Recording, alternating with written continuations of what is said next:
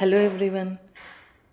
So last వీడియోలో మనము ALP arms length press concept discuss చేసాం కదా.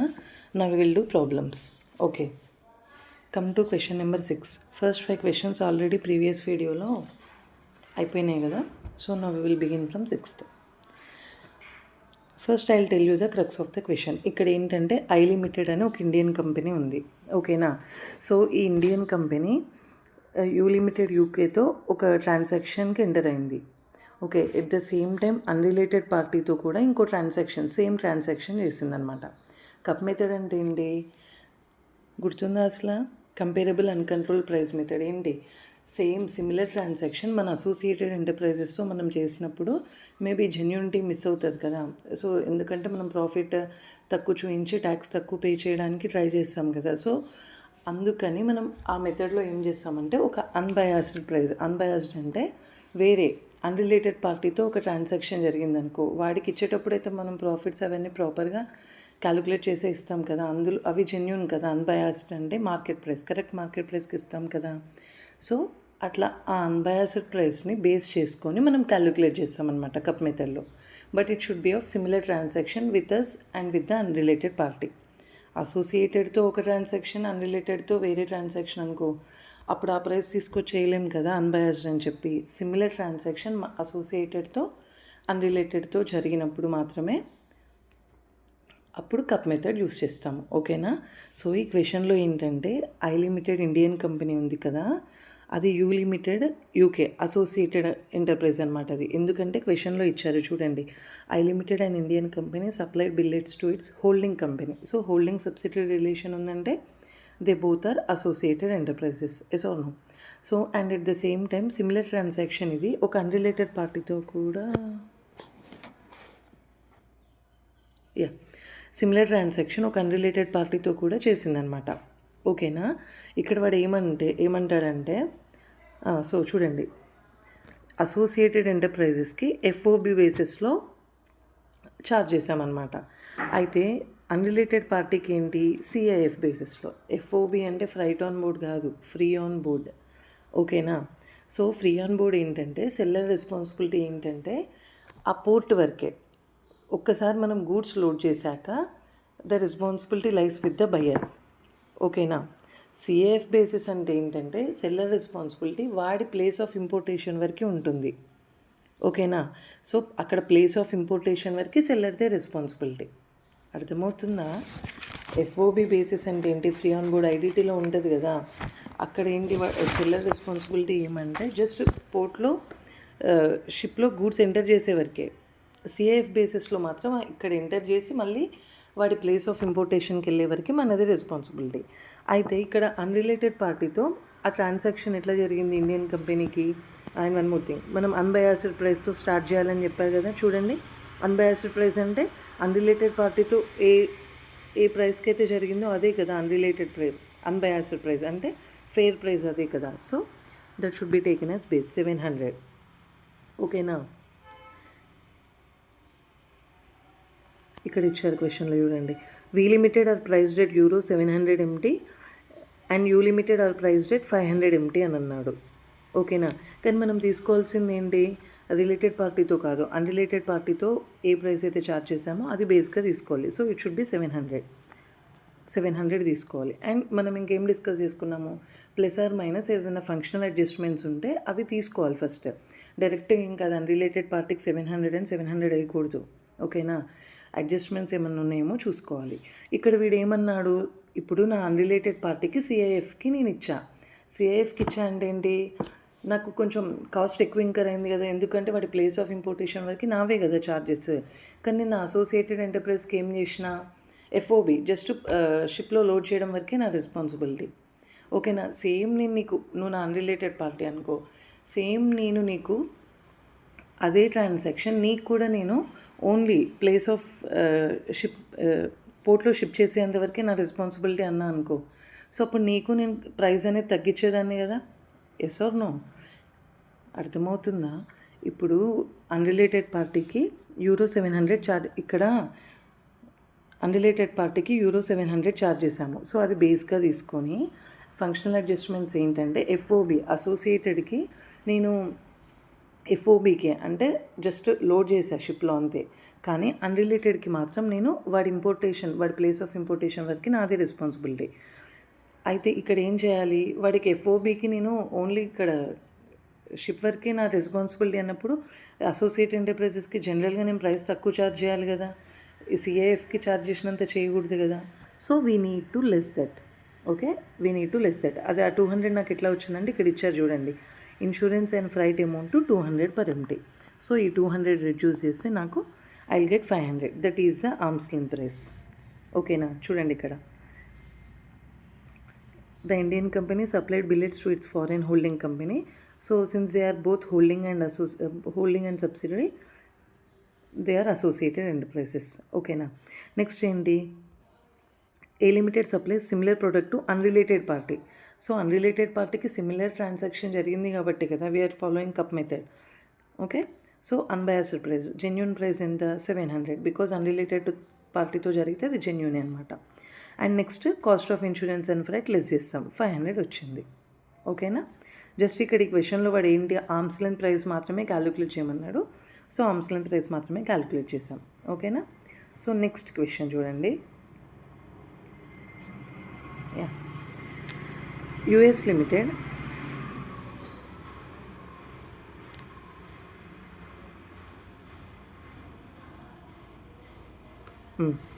యుఎస్ లిమిటెడ్ ఉంది, అదొక యుఎస్ కంపెనీ.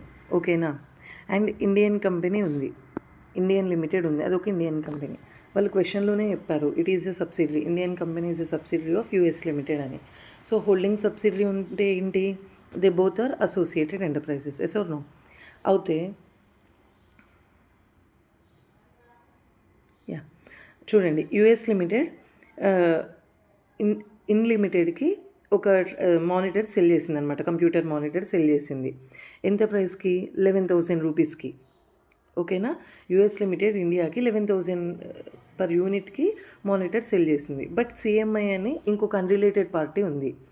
అదే యుఎస్ లిమిటెడ్ ఆ అన్రిలేటెడ్ పార్టీకి ఎంత ఛార్జ్ చేసింది అంటే 10,000 ఛార్జ్ చేసింది. Are you getting? US limited and in limited or both are subsidiary and holding, so they both are associated enterprises. It is charging 11,000 per unit to associated enterprises, whereas to the unrelated party it is charging only 10,000. okay, 10,000 charge చేస్తుంది. So ఇక్కడ మన unbiased price ఏంటి, unrelated పార్టీకి ఏదైతే price charge చేస్తామో అదే కదా బేస్గా తీసుకోవాల్సింది. సో 10,000 బేస్గా తీసుకున్నాం.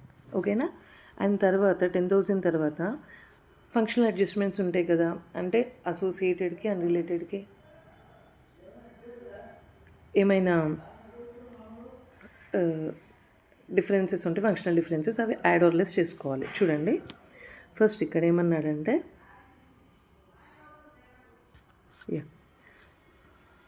The warranty in case of sale of monitors by in limited is handled by in limited. However for sale of monitors by CMI limited US is responsible for the warranty for 3 months. ఓకేనా, so యాక్చువల్గా అది associated ఎంటర్ప్రైజెస్కి sale చేసినప్పుడు అది ఏం sale support ఇవ్వదన్నమాట, warranty. Sale support అంటే వ్యారంటీయే కదా. ఇండియా అసోసియేటెడ్ ఎంటర్ప్రైజెస్కి సేల్ చేసినప్పుడు వ్యారంటీ ఏమి ఇవ్వదంట. బట్ అన్రిలేటెడ్ పార్టీకి సేల్ చేస్తున్నప్పుడు వ్యారంటీ అనే రెస్పాన్సిబిలిటీ, సేల్ సపోర్ట్ కూడా వాడిస్తున్నాడు యుఎస్ కంపెనీ. ఓకేనా, సో ఇప్పుడు నేను అన్రిలేటెడ్ పార్టీకి నేను సేల్ సపోర్ట్ ఇస్తున్నా, నేను నా అసోసియేటెడ్ ఎంటర్ప్రైజెస్కి సేల్ సపోర్ట్ అంటే వ్యారంటీ ఏమీ ఇవ్వట్లేదన్నమాట. ఓకే, నేను నీకు వ్యారంటీ ఇస్తున్నా కాబట్టి ప్రైస్ ఎక్కువ ఛార్జ్ చేశా, నేను వాడికి వ్యారంటీ ఇవ్వట్లే కదా అసోసియేటెడ్ ఎంటర్ప్రైజెస్కి. అట్లాంటప్పుడు I need to reduce the ప్రైస్ను, అంతేనా కాదా? వ్యారంటీ ఎన్ని మంత్స్కి రెస్పాన్సిబిలిటీ, 3 months అంట. సో టోటల్ ఎంత ఇక్కడ, వ్యారంటీ రేట్ ఎంత, 1000 into 3/12. So we will get 250. Okay, so ఇంకంతే, ఇంకా వేరే ఏం ఫంక్షన్ అడ్జస్ట్మెంట్స్ లేవు. సో కానీ యాక్చువల్ ప్రైస్ ఎంత ఛార్జ్ చేసినా మనకు ఆర్మ్స్ లెంత్ ప్రైస్ వచ్చింది, ఎంత వచ్చింది, 9,750. బట్ యాక్చువల్ ప్రైస్ ఎంత, 11,000. ప్రైస్ ఛార్జ్ చేసింది ఎంత, యాక్చువల్గా 11,000. ఓకే, సో ఇక్కడ మనం ఇండియా లిమిటెడ్ పర్చేజ్ చేస్తున్నాం, మన అసోసియేటెడ్ దగ్గర నుంచి పర్చేజ్ చేస్తున్నాము. అయితే అది యాక్చువల్గా 9,750 పే చేయాలి, కానీ నేను ఎంత పే చేస్తున్నా, 11,000 పే చేస్తున్నా. 11,000 పే చేస్తున్నా అంటే ఏంటి, నేను వాడికి నా P&Lలో నేను ఎక్స్‌పెన్స్ ఎక్కువ, పర్చేసెస్ ఎక్కువ చూపిస్తే నా ప్రాఫిట్ రెడ్యూస్ అవుద్ది కదా! Yes or no? సో నేను ఇప్పుడు ఆ ప్రాఫిట్‌ని ఇంక్రీజ్ చేయాలి, ఆ ఇన్కమ్‌ని ఇంక్రీజ్ చేయాలి. సో ఈ డిఫరెన్స్ ఎంత? 1250. మొత్తం ఎన్ని యూనిట్స్? 50,000. ఇక్కడ చూడండి క్వెషన్‌లో 50,000 units. So I need to add back this income. ఓకేనా? ఏంటంటే ఒకటే చూడండి, అసలు మనం ఏదైనా ఒక ట్రాన్సాక్షన్ చేస్తున్నప్పుడు అన్‌రిలేటెడ్ పార్టీతో రిలేటెడ్ పార్టీ అంటే అసోసియేటెడ్ చేస్తున్నప్పుడు బేస్ ప్రైస్ ఏం తీసుకోవాలంటే కప్ మెథడ్లో వాడికైతే ఎంత, అన్‌రిలేటెడ్ వాడికి ఎంత ఛార్జ్ చేస్తున్నామో తీసుకొని దానికి plus or minus functional adjustments చేయాలి. ఈ కేసులో ఏంటంటే అన్బయాస్డ్ ప్రైస్ 10,000 తీసుకున్నా, కానీ నేను అన్‌రిలేటెడ్ పార్టీకి నేను వారంటీ ఇస్తున్నా, బట్ నా అసోసియేట్ ఎంటర్ప్రైజెస్కి వారంటీ ఇవ్వట్లే. మనం ఇప్పుడు ఆర్మ్స్ లెంత్ ప్రైస్ అరైవ్ అవ్వాలంటే ఏంటి? ఆ అసోసియేటెడ్ ఎంటర్ప్రైజెస్కి మిగతా plus or minus functional adjustments చేయాలి కదా! సో ఇక్కడ 10,000 అన్బయాస్డ్ ప్రైస్ కదా, వారంటీ నేను అసోసియేటెడ్ ఎంటర్ప్రైజ్కి ఇవ్వాలి కాబట్టి తక్కువ ప్రైస్ ఛార్జ్ చేయాలి. సో లెస్ చేశా, కానీ ఓకేనా? సో అప్పుడు ఇక్కడ ఓన్లీ ఇది ఒక్కటే functional adjustment 9,750 arm's length price వచ్చింది. బట్ నాకు వాడు ఎంతకి ఛార్జ్ చేశాడు? 11,000 ఛార్జ్ చేశాడు. అంటే ఎక్కువ ఛార్జ్ చేశాడు కదా నా దగ్గర నుంచి. ఎంత ఎక్కువ ఛార్జ్ చేశాడు? 1,250. ఈ ఎక్కువ ఛార్జ్ చేయడం అంటే ఎక్కువ ప్రైస్ని నా అసోసియేటెడ్కి పే చేయడం వల్ల నా ప్రాఫిట్ అనేది రిడ్యూస్ అయింది కదా. సో అది నేను ఆ ఇన్కమ్ అనేది యాడ్ బ్యాక్ చేయాలి. ఓకేనా? నెక్స్ట్ ఇంపార్టెంట్,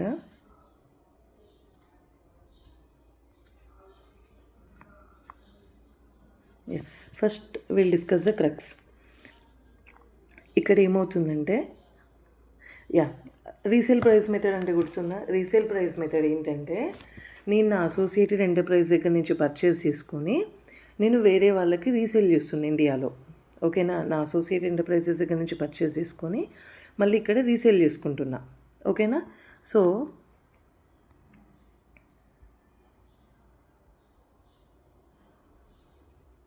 ఓకే, ఇక్కడ ఎర్త్ ప్రైవేట్ లిమిటెడ్ ఉంది. ఎర్త్ లిమిటెడ్ ఏంటంటే అది కలకత్తాలో ఉంది. Earth private limited is engaged in trading of electronic goods. It purchased goods from its associated enterprises Sun PT. ఇక్కడ అసోసియేటెడ్ ఎంటర్ప్రైజ్ రిలేషన్ ఉందా లేదా అనేది ఆల్రెడీ వాడు ఇచ్చేసాడు, అది నా అసోసియేటెడ్ అని. సో అగైన్ మనం ఏం క్యాల్కులేట్ చేయాల్సిన అవసరం, అంటే అగైన్ మనం ఫైండ్ అవుట్ చేయాల్సిన అవసరం లేదు అది అసోసియేటెడా కాదా అని. Because in the question he is telling they both are associated. So ఏంటంట, ఎర్త్ లిమిటెడ్ ఏం చేసిందంటే సన్ లిమిటెడ్ సింగపూర్ నుంచి దాని అసోసియేటెడ్ ఎంటర్ప్రైజ్ నుంచి గూడ్స్ పర్చేస్ చేసుకొని సేల్ చేస్తుందన్నమాట ఇండియాలో. ఓకేనా? సో ఇక్కడ చూడండి, Earth Calcutta is engaged in trading of electronic goods. It purchased goods from its associated Sun PTE Singapore. So Singapore నుంచి ఇది గూడ్స్ పర్చేస్ చేసుకుంటుంది. ఎట్ ద సేమ్ టైం అది ఒక అన్రిలేటెడ్ పార్టీతో కూడా గూడ్స్ పర్చేస్ చేసింది. ఓకేనా? At the same time unrelated పార్టీతో కూడా గూడ్స్ పర్చేస్ చేసి రీసేల్ చేస్తుందన్నమాట. ఓకే, అయితే ఏమవుతుందంటే ఇక్కడ నా అసోసియేటెడ్ ఎంటర్ప్రైజ్ దగ్గర నుంచి నేను పర్చేస్ చేసి రీసేల్ చేస్తున్నప్పుడు నేను 15% గ్రాస్ ప్రాఫిట్ మార్జిన్ చూపించిన. బట్ నా అన్రిలేటెడ్ పార్టీతో నాకు ట్రాన్సాక్షన్ జరిగినప్పుడు ఎంత గ్రాస్ ప్రాఫిట్ మార్జిన్ చూపించిన అంటే 20% చూపించిన. ఓకేనా? ఏంటంటే నేను నా అసోసియేటెడ్ ఎంటర్ప్రైజెస్ దగ్గర నుంచి గూడ్స్ పర్చేస్ చేసుకుంటే నేను 15% గ్రాస్ ప్రాఫిట్ మార్జిన్ చూపించిన. అన్రిలేటెడ్ పార్టీతో ట్రాన్సాక్షన్ జరిగిన పర్చేస్ చేసి రీసేల్ చేస్తున్నా కదా, అప్పుడు నేను 20% గ్రాస్ ప్రాఫిట్ మార్జిన్ చూపించిన అనమాట. ఓకేనా? సో ఇప్పుడు మనకేంటి డౌట్, ఇట్లా రిలేటెడ్ పార్టీకి కూడా సేమ్ గ్రాస్ ప్రాఫిట్ మార్జిన్ వేయాలి కదా. వాడికి 15 వేస్తే నాకు 15 వేయాలి, వాడికి 20 వేస్తే నాకు 20 వేయాలి. కానీ నేను వాడికి అక్కడ 20 నాకు 15 ఎందుకు వేసా? ఓకేనా? సో ఇప్పుడు ఆ గ్రాస్ ప్రాఫిట్ మార్జిన్ని బేస్గా తీసుకొని మనము ఆర్మ్స్ లెంత్ ప్రైస్ అనేది డిసైడ్ చేయాలన్నమాట. ఓకేనా? అర్థమవుతుందా? సో ఫస్ట్ ఇక్కడ చూడండి,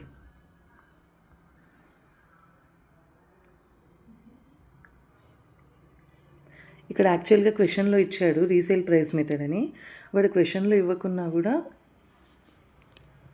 మనం ఐడెంటిఫై చేసేలా ఉండాలి. ఓకేనా? సో అన్బయాస్డ్ ప్రైస్ ఎంత ఇక్కడ చూడండి. During the year it sold goods of Sun PTE for 20 crores and Oceania for 15 crores. Okay, Sun PT goods నేను 20 crores సేల్ చేశా అంట. అండ్ ఓషనియా గూడ్స్ ఎంతకు సేల్ చేశా? 15 crores సేల్ చేశా. మీరు వెంటనే ఇక్కడ 15 crores అని వేయకూడదు. ఇక్కడ చూడండి, నేను ఇక్కడ వేసి స్ట్రైక్ చేశా. 15 crores వేయకూడదు. రీసేల్ ప్రైస్ మెథడ్లో ఏంటి, నేను నా అసోసియేటెడ్ ఎంటర్ప్రైజ్ దగ్గర పర్చేస్ చేసి బయటవాడికి నేను ఎంతకు అమ్ముతున్నా, ఆ గూడ్స్ నేను బయటవాడికి ఎంతకి సేల్ చేస్తున్నానో ఆ ప్రైజే వేసుకోవాలి. సో అన్బయాస్డ్ ఇక్కడ ఏంటి, ఆ ప్రైస్ ఏంటి, it's all the goods of Sun PT for 20 crores. నేను 20 crores సేల్ చేశాను కాబట్టి 20K వేయాలి. ఓకేనా. నెక్స్ట్ ఇక్కడ గ్రాస్ ప్రాఫిట్ మార్జిన్ మాత్రం ఎవరిది తీసుకోవాలి? అవుట్ సైడర్కి. అవుట్ సైడ్ పార్టీ ఎంత గ్రాస్ ప్రాఫిట్ మార్జిన్ అయితే ఛార్జ్ చేసిందో ఆ గ్రాస్ ప్రాఫిట్ మార్జిన్ని బేస్గా తీసుకోవాలి. ఓకేనా. సో ఇక్కడ బయటవాడు ఎంత గ్రాస్ ప్రాఫిట్ మార్జిన్ తీసుకున్నా చూడండి. Gross profit margin was 15% in case of SunPTE, whereas it was 20% in the case of Oceania. So నేను 20% గ్రాస్ ప్రాఫిట్ మార్జిన్ తీయాలి. 20% అని కాస్ట్ ఇవ్వలేదంటే direct sales. So 20 crores into 20% minus చేస్తే 4 crores 16 crores వస్తుంది నాకు. ఓకేనా. సో నెక్స్ట్ ఫంక్షనల్ అడ్జస్ట్మెంట్స్ ఏమైనా ఉన్నాయా అని చూద్దాము. ఇక చూడండి,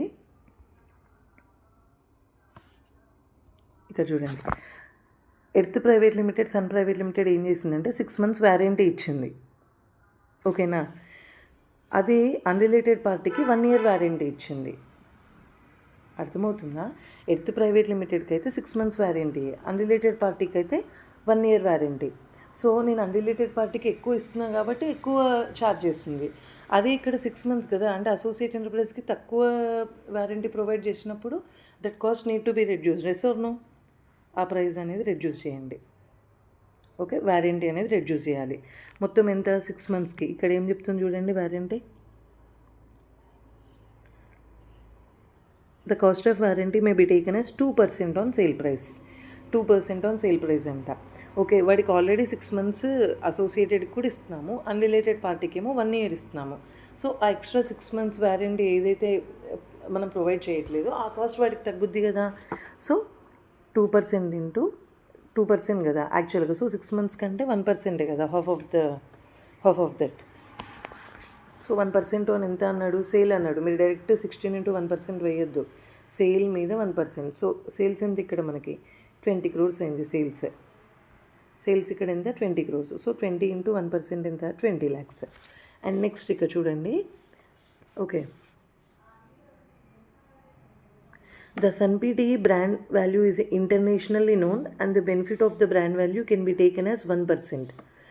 ఇప్పుడు ఒక బ్రాండ్ నిన్న డిస్కస్ చేసుకున్నాము. క్రాక్స్కి సేమ్ క్రాక్స్ మనము క్రాక్స్ తీసుకుంటే 2000-3000 ఉంటాయి. అదే క్లాక్స్ బయట ఎక్కడైనా అన్బ్రాండెడ్ తీసుకుంటే 600-700K కూడా వస్తాయి కదా. అయినా మనం అక్కడ ఎందుకు పే చేస్తున్నామో ఆ బ్రాండ్కి ఉన్న వాల్యూ అది. Yes or no? Same model మనకు బయట దొరికినా కూడా ఆ బ్రాండ్ కోసం అక్కడ అంత అమౌంట్ మనం పే చేస్తున్నాం. Yes or no? అయితే ఇక్కడ ఏంటి, అసోసియేట్ ఎంటర్ప్రైజ్కి బ్రాండ్ వాల్యూ ఉందంట. సో వాడికి నేను ఎక్కువ ఛార్జ్ చేయొచ్చు కదా. Yes or no? అసోసియేట్ ఎంటర్ప్రైజ్కి బ్రాండ్ వాల్యూ ఉంది కాబట్టి అక్కడ ఎక్కువ కాస్ట్ పడుతుంది కదా. సో అదే యాడ్ చేయాలి. బ్రాండ్ వాల్యూ ఎంత? 1% ఆన్ సేల్. ఓకేనా. ఇక్కడ 1% ఎందుకు యాడ్ చేశా అంటే ఇది అన్రిలేటెడ్ పార్టీకి బ్రాండ్ వాల్యూ లేదు. ఒకవేళ నీకు బ్రాండ్ వాల్యూ ఉందనుకో అన్రిలేటెడ్కి, నేను 1% యాడ్ చేసే ఉండేవాడిని కదా. Yes or no? So 20 lakhs add back చేస్తే మన కాన్సనల్ ప్రైస్ 16 crores వచ్చింది. ఓకేనా. అర్థమవుతుందా? ఏంటంటే ఇక్కడ ఎర్త్ ప్రైవేట్ లిమిటెడ్ ఉంది, సన్ ప్రైవేట్ లిమిటెడ్ ఉంది. ఎర్త్ ప్రైవేట్ లిమిటెడ్ ఏం చేస్తుంది? సన్ లిమిటెడ్ దగ్గర పర్చేస్ చేసి రీసేల్ చేస్తుంది ఇండియాలో. At the same time it is also purchasing from an unrelated party Oceania. Okay.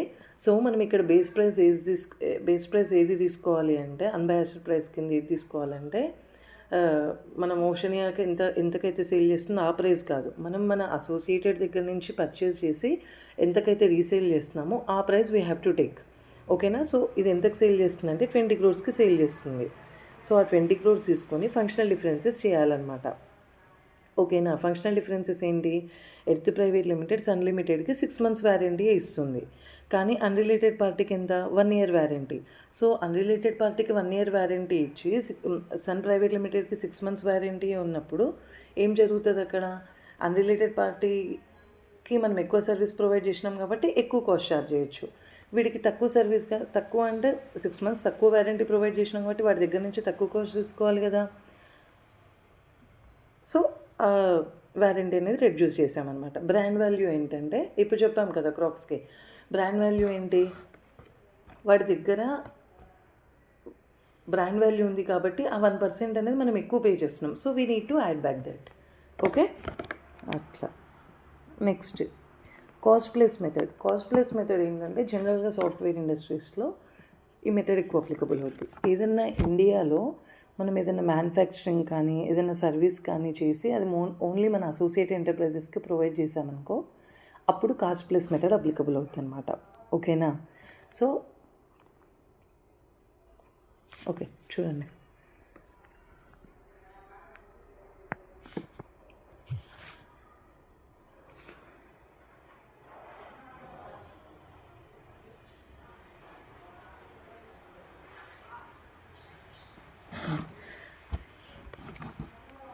ABC Canada hold 35% shares in Element.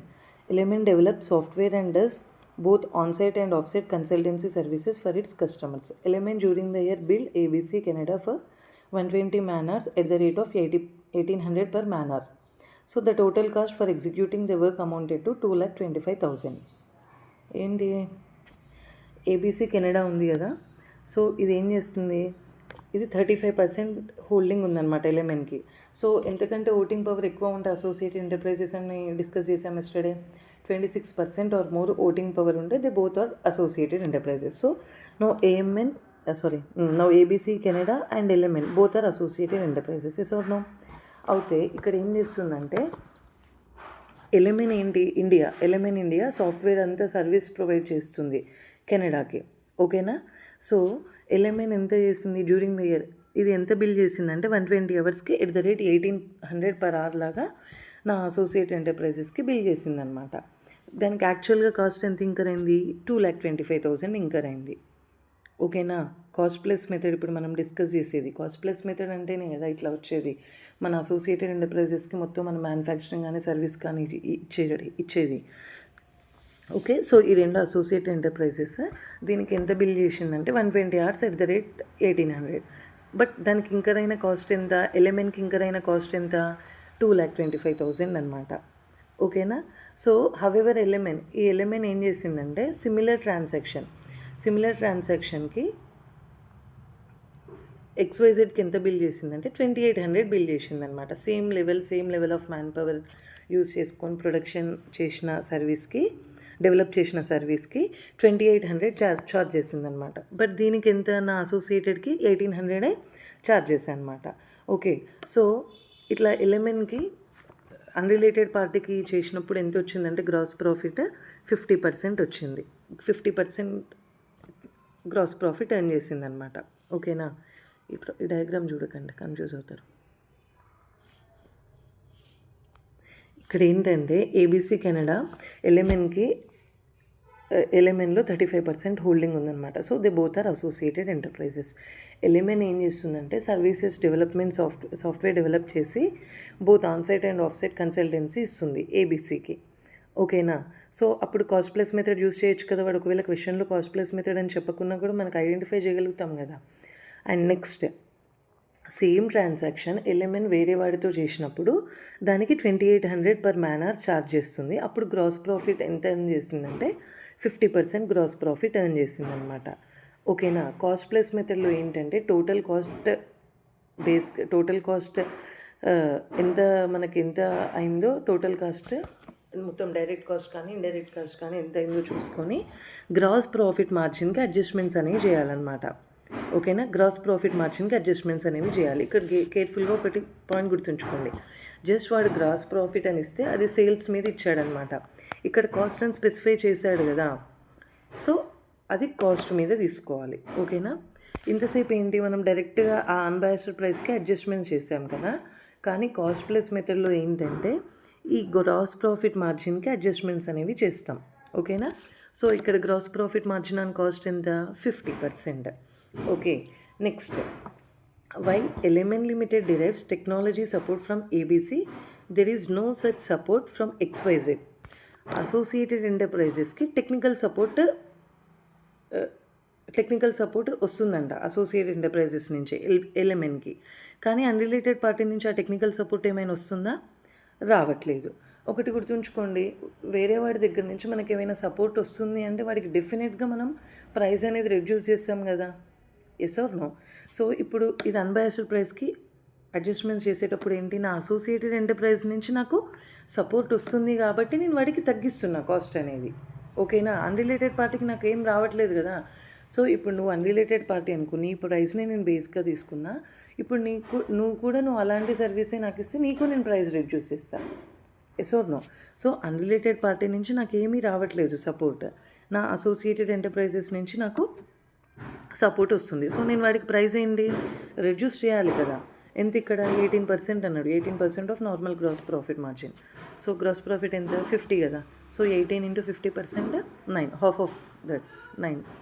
Next as ABC ఏంటి, ABC అనేది అదే మన అసోసియేట్ ఎంటర్ప్రైజెస్ బిజినెస్ లార్జ్ వాల్యూమ్స్లో ఇస్తుంది. ఎవరైనా ఎక్కువ సేల్ కానీ పర్చేస్ కానీ చేసినప్పుడు డెఫినెట్గా వాడికి డిస్కౌంట్ ఆఫర్ చేస్తాం కదా, వాడు అసోసియేటెడ్ అయినా కాకున్నా. కానీ నాకు అన్రిలేటెడ్ పార్టీ అంత బిజినెస్ ఇస్తుందా అంటే ఇవ్వట్లేదు. ఓకేనా? సో నేను అసోసియేటెడ్ ఎంటర్ప్రైజ్ నుంచి నాకు బిజినెస్ ఎక్కువ వస్తుంది కాబట్టి నేను వాడి దగ్గర నుంచి ప్రైస్ తక్కువ ఛార్జ్ చేయొచ్చు కదా. Yes or no? అంటే నేను వాడికి కొంచెం ప్రాఫిట్ తక్కువ చేసుకుంటా కదా. అప్పుడు ఏంటి, 5%. ఓకే, 10% ఆఫ్ నార్మల్ గ్రాస్ ప్రాఫిట్గా 10 into 50, 5%. ఇక్కడ ఇంకో వేలో ఎలా థింక్ చేయొచ్చు అంటే, బట్ ఏంటంటే ఇది చెప్తే అర్థం అవ్వదు, అందుకే చెప్పండి. ఇప్పుడు నాకు నా టెక్నికల్ సపోర్ట్ అసోసియేటెడ్ ఎంటర్ప్రైజెస్ నుంచి వస్తుంది, అవునా? కానీ నాకు నా అన్రిలేటెడ్ పార్టీ దగ్గర నుంచి టెక్నికల్ సపోర్ట్ రావట్లేదు. అంటే టెక్నికల్ సపోర్ట్ రావట్లేదంటే నేను ఆ కాస్ట్ ఇంకర్ చేయాలిగా వేరే దగ్గర నుంచి ఆ టెక్నికల్ సపోర్ట్ తెచ్చుకోవడానికి. Yes or no? నాకు కాస్ట్ ఇంకర్ చేయాలి కదా. అప్పుడు నాకు కాస్ట్ ఇంక్రీజ్ అయింది అంటే ఆటోమేటిక్గా గ్రాస్ ప్రాఫిట్ మార్జిన్ డిక్రీజ్ అవుద్ది కదా. ఓకేనా? సో అదే టెక్నికల్ సపోర్ట్ అసోసియేటెడ్ ఎంటర్ప్రైజెస్ ఇస్తుంది కాబట్టి, అది రిలేటెడ్ పార్టీ ఇస్తుంది కాబట్టి నేను ప్రైస్ తక్కువ చేసిన. కానీ నువ్వు అన్రిలేటెడ్ పార్టీ ఇవ్వట్లేదంటే నేను బయట నుంచి తెచ్చుకుంటే నా కాస్ట్ ఇంక్రీజ్ అవుద్ది. కాస్ట్ ఇంక్రీజ్ అయిందంటే ప్రాఫిట్ రెడ్యూస్ చేయాలి కదా, ప్రాఫిట్ రెడ్యూస్ అవుద్ది కదా. అందుకే గ్రాస్ ప్రాఫిట్ మార్జిన్ రెడ్యూస్ అయింది. బట్ ఇది అర్థం కాదు కాబట్టి మీకు ఇట్లా చెప్తా. ఓకేనా? సో నెక్స్ట్ ఇట్లానే గుర్తుపెట్టుకోండి, ఈజీ ఏంటంటే gross profit margin on cost 50 ఇచ్చిండు. అసోసియేటెడ్ ఎంటర్ప్రైజ్ ఏంటి, నాకు వాడు టెక్నికల్ సపోర్ట్ ఇస్తుంది కాబట్టి వాడికి తక్కువ ఛార్జ్ చేసిన, అట్లా అనుకోండి. 50 into 18. సో డిస్కౌంట్ కూడా వాడి దగ్గర నుంచి ఎక్కువ బిజినెస్ వస్తుంది కాబట్టి again less. And next risk, నిన్న అసోసియేటెడ్ ఎంటర్ప్రైజెస్తో బిజినెస్ చేసి నాకు ఎట్లాంటి రిస్క్, మార్కెటింగ్ కాస్ట్ ఏమీ ఉండదన్నమాట. కానీ అన్రిలేటెడ్ పార్టీతో చేసినప్పుడు నాకు తెలుస్తుందా వాడితో రిస్క్ ఉంటుందో లేదో, తెలియదు కదా. సో నాకు అసోసియేట్ ఎంటర్ప్రైజ్ దగ్గర నుంచి రిస్క్ ఏమి ఉండదు కాబట్టి అది కూడా నేను రెడ్యూస్ చేస్తున్నా. ఓకేనా? 12% ఇచ్చాడు ఇక్కడ, యూ కెన్ సీ హియర్ 12% ఇచ్చాడు. So 12 into 50, 6. ఓకేనా? నెక్స్ట్ ఏంటంటే నేను నా క్రెడిట్ పీరియడ్ ఇచ్చా అనమాట. అసోసియేటెడ్ ఎంటర్ప్రైజెస్కి నేను క్రెడిట్ పీరియడ్ ఇచ్చా, నేను నా అన్రిలేటెడ్ పార్టీకి క్రెడిట్ పీరియడ్ ఇవ్వలేదు. Okay, associated enterprises credit period అంటే అర్థం ఏంటి, ఇప్పుడు నేను ఏదైనా సర్వీస్ ప్రొవైడ్ చేస్తే నాకు వెంటనే మనీ రాదు, ఒక 6-7 months తర్వాత నాకు వాడు మనీ ఇస్తాడు. ఓకేనా? ఓకే, సో అట్లాంటప్పుడు ఏంటి, నేను వాడికి ఎక్కువ ఛార్జ్ చేయొచ్చు కదా. బట్ నా అన్రిలేటెడ్ పార్టీకి ఏంటి, వాడు నేను ఇప్పుడు సర్వీస్ ప్రొవైడ్ చేయగానే వాడు నాకు మనీ ఇస్తుండు. మనీ ఇస్తుందంటే ఏంటి, నేను వాడికి ఇంట్రెస్ట్ పే చేయడం అనేది ఒక ఎక్స్పెన్స్ అనేది ఉండదు కదా. ఆ కాస్ట్ అనేది లేనప్పుడు నాకు ప్రాఫిట్ ఇంక్రీజ్ అవుద్ది కదా. సో అట్లా 1% అనేది యాడ్ బ్యాక్ చేయాలి. ఓకేనా? ఓకే, 1% యాడ్ బ్యాక్ చేయాలి. అప్పుడు టోటల్ ఎంత వచ్చింది ఇక్కడ చూడండి, 50 - 9 - 5 - 6, 50 - 9 - 5 - 6 + 1. So you will get 31% on cost. 31% వచ్చింది కాస్ట్, ఎందుకంటే ఇక్కడ వాడు గ్రాస్ ప్రాఫిట్ మార్జిన్ అని కాస్ట్ ఇచ్చాడు కాబట్టి. సో నాకు టోటల్ కాస్ట్ ఎంత ఇంకర్ అయ్యా చెప్పండి, ఇక్కడ వాడి క్వశ్చన్లో ఇచ్చాడు కదా, 2,25,000 వాడికి టోటల్ కాస్ట్ ఇంకర్ అయింది. ఓకే, సో టోటల్ కాస్ట్ ఎంత, 2,25,000. ఇక్కడ యాక్చువల్గా డైరెక్ట్ గ్రాస్ ప్రాఫిట్ మార్జిన్ అని కాస్టే కదా ఇచ్చింది. సో 2,25,000 into 31% ఎంత, 69,750. సో 2,25,000 + 69,750 వేస్తే ఎంత వస్తుంది నాకు, మొత్తం ఆర్మ్స్ లెంత్ ప్రైస్ 2,94,750 వచ్చింది. ఓకే, ఆర్మ్స్ లెంత్ ప్రైస్ ఎంత యాక్చువల్గా 2,94,750 ఎల్ఎంఎన్కి. కానీ ఎల్ఎంఎన్ వాడికి ఎంత ఛార్జ్ చేసింది, 120 into 1,800. ఓకే, 120 into 1,800 ఛార్జ్ చేసింది. అంత ఎంత, 2,16,000 ఛార్జ్ చేసింది. సో ఇంకెంత ఎక్స్ట్రా ఛార్జ్ చేయాలి? 78,750 అనమాట. ఓకేనా? నేను వాడికి ఎక్కువ బిల్ ఇవ్వాలి, కానీ నేను వాడికి తక్కువ ఇచ్చా. నాకు ఇంకనైనా కాస్ట్ కంటే తక్కువ ఇచ్చా. సో నేను ఇప్పుడు అమౌంట్ అనేది వాడి దగ్గర నుంచి కలెక్ట్ చేసుకోవాలి కదా. So that amount has to be increased.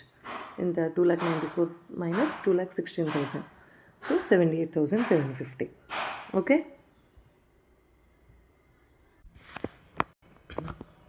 Hello. Okay. So ఇక్కడ ఏంటి, Nano Limited a German company. ఇక్కడ వాడు ఆల్రెడీ ఇచ్చాడు కాస్ట్ ప్లస్ మెథడ్ అని. నానో లిమిటెడ్ ఏంటి, German company. It holds 45% in Hitech Limited. So it is holding more than 26% కదా. So they both are associated enterprises. ఓకేనా? Hitech Limited is engaged in development of software and maintenance for the same customers across the globe. Okay. Its clientele includes Nano INC. Okay. ఇక్కడ ఏంటి, Hitech limited. ఇందాక cost plus method వాడు ఇవ్వకపోయినా మనకి ఎట్లా తెలియాలి? మనము మన అసోసియేటెడ్ ఎంటర్ప్రైజెస్కి మ్యానుఫ్యాక్చరింగ్ కానీ ఏదైనా సాఫ్ట్వేర్ డెవలప్మెంట్ చేసిస్తే అది కాస్ట్ ప్లస్ మెథడ్లో క్యాలిక్యులేట్ చేయాలి. ఓకేనా? సో హైటెక్ లిమిటెడ్ మొత్తం 2,400 మ్యాన్ అవర్స్ స్పెండ్ చేసిందంట. అండ్ ఎంత బిల్ చేసిందంటే @1300. బట్ దానికి యాక్చువల్ కాస్ట్ ఎంత ఇంకర్ అయిందంటే 20 lakhs అనమాట. ఓకేనా? బట్ అది బిల్ చేసింది ఎంత, 2,400 into 1,300. In the same way nano INC వేరే అన్రిలేటెడ్ పార్టీతో కూడా ఇట్లాంటి ట్రాన్సాక్షన్ చేసుకున్నప్పుడు 2,700 per man hour అయింది. అప్పుడు గ్రాస్ ప్రాఫిట్ మార్జిన్ ఎంత ఇచ్చిందంటే 60% వచ్చిందనమాట. ఇక్కడ వాడు చూడండి, లాస్ట్ సమ్లో ఆన్ కాస్ట్ ఇచ్చాడు, బట్ ఇక్కడ ఏంటి, సేల్స్ ఆన్ సేల్స్ ఏమి ఇవ్వలేదంటే 60% ఆన్ సేల్స్ అనమాట. సో కాస్ట్ ప్లస్ మెథడ్లో ఏమనుకున్నాం, ఫస్ట్ అడ్జస్ట్మెంట్స్ అన్ని గ్రాస్ ప్రాఫిట్ మార్జిన్కే చేయాలి. ఓకే. ఇక్కడ అన్బయాస్డ్ అదే గ్రాస్ ప్రాఫిట్ మార్జిన్ ఎంత అన్రిలేటెడ్ పార్టీతో 60%. ఓకే. సో ఇక్కడ కూడా ఏంటి, టెక్నికల్ నోహో. అసోసియేటెడ్ ఎంటర్ప్రైజ్ అంటే టెక్నికల్ నోహో, టెక్నికల్ సపోర్ట్ ఇస్తుందంట, బట్ అన్రిలేటెడ్ పార్టీ ఇవ్వట్లేదు. సో వాడు సర్వీస్ నాకు ఇస్తున్నప్పుడు వాడి దగ్గర నుంచి తక్కువ వస్తుంది కదా. అంటే ఈ అన్రిలేటెడ్ పార్టీ ఇవ్వట్లేదు కాబట్టి ఏంటి అర్థం, అన్రిలేటెడ్ పార్టీ ఇవ్వట్లేదు కాబట్టి నేను బయట నుంచి తెచ్చుకోవాలి. బయట నుంచి తెచ్చుకోవాలంటే నాకు కాస్ట్ పెరుగుద్ది in the sense profit will get reduced. Yes or no? So అది రెడ్యూస్ చేశాను అనమాట. ఎంత ఇక్కడ 8% ఇచ్చాడుగా, 8 into 60. Next Nano Inc. నా అసోసియేటెడ్ ఎంటర్ప్రైజెస్తో నాకు ఎక్కువ క్వాంటిటీలో బిజినెస్ వస్తుంది. సో నేను వాడికి క్వాంటిటీ డిస్కౌంట్ ఇచ్చా, అందుకని ఆ 8.4% అనేది రెడ్యూస్ చేస్తాం. ఇది అన్బయాస్డ్ ప్రైస్ కదా, అంటే వేరే వాడితో జరిగింది. నేను వాడికి నాకేం వాళ్ళు అన్రిలేటెడ్ పార్టీతో నాకు క్వాంటిటీ డిస్కౌంట్ లేదు. ఒకవేళ నువ్వు అన్రిలేటెడ్ కూడా బిజినెస్ అనేది లార్జ్ వాల్యూమ్లో ఇస్తే వాడికి కూడా రెడ్యూస్ చేస్తా. వాడు బిజినెస్ ఇవ్వనప్పుడు వాడి దగ్గర నుంచి నేను ఎందుకు రెడ్యూస్ చేస్తా? Yes or no? So associated enterprise నుంచి ఎక్కువ బిజినెస్ వస్తుంది కాబట్టి ఆ ప్రైస్ అనేది నేను రెడ్యూస్ చేస్తాను అనమాట. ఓకే. అప్పుడు ఏమొస్తుంది, 46.8%. 60 - 4.8 - 8.4. అండ్ నెక్స్ట్ ఇంకేంటంటే హైటెక్ లిమిటెడ్ అసోసియేటెడ్కి క్రెడిట్ పీరియడ్ ఇచ్చింది. ఇందాక లాస్ట్ టైంలో డిస్కస్ చేసాం కదా, క్రెడిట్ పీరియడ్ ఇచ్చింది 2% ఆఫ్ నార్మల్ బిల్లింగ్ రేట్. ఇక్కడ దెబ్బైపోవద్దు. ఏంటంటే ఇంతసేపు గ్రాస్ ప్రాఫిట్ మార్జిన్ మీద 8 into 60, 2 into 60 అన్నది. ఇక్కడ నార్మల్ బిల్లింగ్ రేట్ ఇచ్చాడు అంటే నార్మల్ 2% వేసేసుకోండి. ఓకేనా? సో అప్పుడు ఏమవుద్ది, total sales 48.8, gross profit margin on sales ఎంత, 48.8. ఇది చాలా ఇంపార్టెంట్. ఇక్కడ చూడండి, ఇక్కడ మనకి టోటల్ కాస్ట్ ఎంత, మనకి ఎంత టోటల్ కాస్ట్ అయింది, 20 lakhs అయింది. ఓకే. సో కానీ ఇక్కడ ఏముంది, గ్రాస్ ప్రాఫిట్ మార్జిన్ అన్నది వచ్చింది ఎంత, సేల్స్ మీద. So 48.8 it is gross profit margin on sales. మరి కాస్ట్ ఎంత అన్నట్టు తెలుసా? ఇది 48.8 నాకు సేల్ వచ్చిందంటే, నాకు మార్జిన్ వచ్చిందంటే కాస్ట్ ఎంత, 100 - 48.8 51.2 కదా. సో ఈ 20 lakhs అనేది కాస్ట్ కదా. సో ఈ 51.2% 20 lakhsకి అవుతే టోటల్ ఎంత అని ఐడెంటిఫై చేయాలి. సో టోటల్ కాస్ట్ ఎంత అవుద్ది, క్రాస్ మల్టిప్లై చేయండి. 48.8 into 20/100 చేసి ఆ 20 lakhs ఆ 19 lakhs వస్తుంది సంథింగ్. ఆ రెండు ఎడిషన్ చేస్తే మీకు టోటల్ 39,06,000 వస్తుంది. ఓకేనా? లేకపోతే ఐ షో యూ లిసన్. అది సేల్స్ 48.8%, అది gross profit margin on sales. కానీ మనకు ఉన్నది ఏంటి, సేల్ వాల్యూ కాదు, ఇది కాస్ట్ వాల్యూ, వాడికి ఇంకర్ అయిన కాస్ట్ ఇది. సో ఈ సేల్ని ఈ మార్జిన్ వచ్చింది కాస్ట్ మీద కన్వర్ట్ చేయాలంటే ఏంటి, 100 - 48.8 చేస్తేనే కదా 51.2 వచ్చేది. సో ఈ 51.2 20 lakhsకి అవుతే టోటల్కి ఎంత, టోటల్ 100కి ఎంత, 100 × 20/51.2. ఓకే, సో క్రాస్ మల్టిప్లికేషన్ చేయాలి. క్రాస్ మల్టిప్లికేషన్ చేస్తే 39,06,250 వస్తుంది. కానీ వీడు యాక్చువల్గా ఎంత బిల్ చేసిండు, 1300 × 2400 బిల్ చేశాడంట. సో ఎంత తక్కువ బిల్ చేశాడు, 7,86,250. So we need to add back that. Okay, ఆ అమౌంట్ ఆఫ్ ఇన్కమ్ అనేది ఇంక్రీజ్ చేయాలి. ఓకేనా, ఎందుకంటే వాడి దగ్గర నుంచి మనకి ఇన్కమ్ ఎక్కువ రావాలి. ఇండియన్ ఇన్కమ్, ఇండియన్ ఇన్కమ్ అనేది రావాలి వాడి దగ్గర నుంచి, కానీ మనం తక్కువ ఛార్జ్ చేసినాం కదా. సో ఆ ఇన్కమ్ అనేది యాడ్ బ్యాక్ చేయాలన్నమాట. ఓకేనా, అండ్ ఇన్కమ్ ఇంక్రీజ్ అయ్యే విధంగా ఉంటేనే ట్రాన్స్ఫర్ ప్రైసింగ్ ప్రొవిజన్స్ అప్లికబుల్ అవుతాయి. If there is a chance of reducing income or increasing the losses, the time transfer provisions will not applicable. Okay, please do remember this. Next,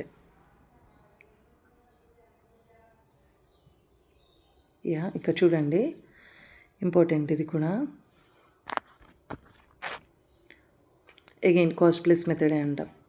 so cost plus మెథడ్లో ఇక్కడ billing per month to ఏబీసీకి ఎంత bill చేసినాము, 85,000. First question చూస్తా. Amar P limited Bengaluru is engaged in IT enabled services. It is a subsidiary of ABC. Okay, it also provide similar services to SAK limited at Singapore. ఇక్కడ నా subsidiary కదా ABC. So ఇది genuinity ఉంటుందా ఈ $85,000లో? ఉండదు. Okay, SAK 70,000 charge చేసే కదా ఇక్కడ, ఇది జెన్యూన్ ప్రైజే కదా. ఎస్ ఆర్ నాన్ రిలేటెడ్ పార్టీకి ఎప్పుడైనా జెన్యూనే కదా ప్రైజ్. ఓకే, నెక్స్ట్ ఏబీసీ ఏం చేసిందంటే $1 lakh లోన్ ప్రొవైడ్ చేసింది అమర్ లిమిటెడ్కి. ఓకేనా, రేట్ ఆఫ్ ఇంట్రెస్ట్ ఎంత అంటే 3% per annum. Okay, next direct and indirect cost ఎంత, $100 అండ్ $200. డైరెక్ట్ కాస్ట్ 100 అంట, ఇండైరెక్ట్ కాస్ట్ 200 అంట. Okay, Amar limited works 9 hours per day for 15 days for ABC and 8 hours per day for 15 days for SAK. Associated ఎంటర్ప్రైజెస్కి ఏమైందంటే 9 hours per day చేసింది. ఎన్ని days, 15 days. అదే associated and unrelated పార్టీకి అయితే 8 hours per day 15 days చేసిందనమాట. Okay, service was provided by the company to both it's customers through out the year. Service అనేది ఇచ్చారు. Okay, నేను క్వశ్చన్ డిస్కస్ చేస్తున్నా, ఇంకా సొల్యూషన్ డిస్కస్ చేయట్లే. Okay, warranty was provided to SAK for the period of 2 years. ఎస్ఏకి 2 years, ఎస్ఏకేకి unrelated పార్టీకి warranty 2 years అనమాట. Okay, cost of warranty ఎంత, 1%. Okay, ఈ కాస్ట్ ఆఫ్ వారంటీ అనేది డైరెక్ట్లో డైరెక్ట్ కాస్ట్లో ఇంకా ఇంక్లూడ్ అవ్వలేదు. ఇక్కడ ఏమంటే Amar limited IT enable services ఇస్తుంది. అమర్ ఏబీసీ